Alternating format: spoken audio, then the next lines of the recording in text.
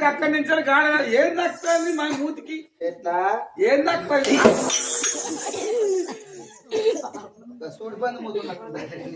మరి నీకైనా అసిరత్వం కాయమన్న పెళ్ళి ఎందుకాయ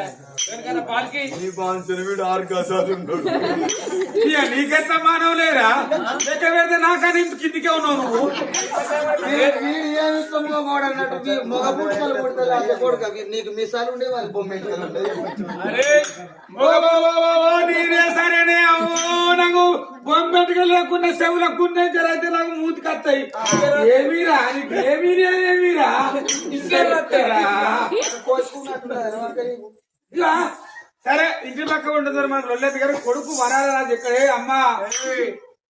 దడ్డు మరి అయితే ముద్దివా దుడ్డు రాది నీకు దుడ్డు నీకెలా భయం అవుతుంది చెప్పే